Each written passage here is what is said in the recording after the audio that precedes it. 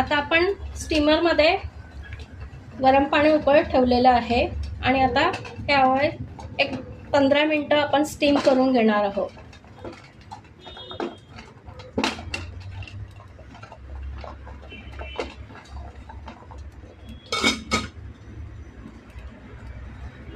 हे बघा, आपण असं हे बारीक केलं आहे. जर होत नसेल तर थोडी पिठी साखर घाला आणि यावेळेस आपल्याला कुठल्याही पाण्याचा वापर न करता आपल्याला हे वाटून घ्यायचं आहे. असं चांगलं स्मूथ पेस्ट करायची आहे. थोडी साखर घालू शकता तुम्ही, आपण केलेली पिठी साखर. आणि चमचा किंवा जेही तुम्ही घ्याल स्पॅच्युला ते अगदी कोरडा असावा, याची काळजी घ्यावी. हे बघा, हे असं सतत आपल्याला हलवत राहायचं आहे जेणेकरून भांड्याला ते चिटकणार नाही. सारखं काढून घ्यायचं. आपल्याला याची एक 10 ते 15 मिनिटं असं आपल्याला घट्ट करायचं आहे.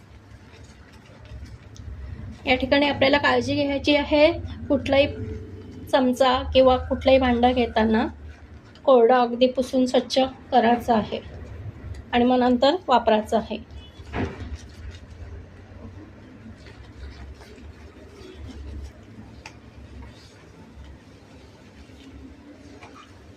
हे मुलांना चॉकलेटसारखं खाण्यासाठी खूप उपयुक्त आहे आणि आपण सुद्धा खाऊन आपल्या सी विटॅमिन बॅलन्स करू शकतो शरीरात.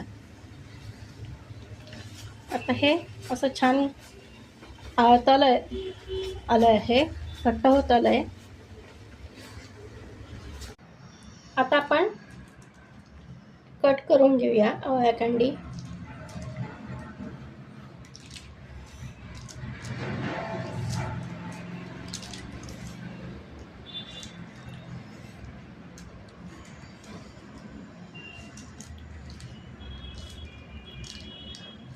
मुलं आणि आपण सुद्धा अशा आवडीने खाणार आहोत. आणि केव्हाही ऊन न दाखवता आपण ही आवळा कँडी केलेली आहे. काही ठिकाणी ऊन नसतं, त्यावेळेस आपल्याला ही आवळा कँडी करण्यास खूप मदत होते.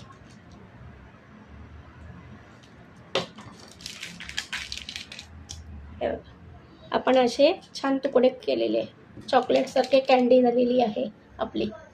मुलं खूप आवडीने खाणार आणि आपण सुद्धा आवडीने खाणार. ही अशी 6 महिने आपण स्टोर करू शकतो.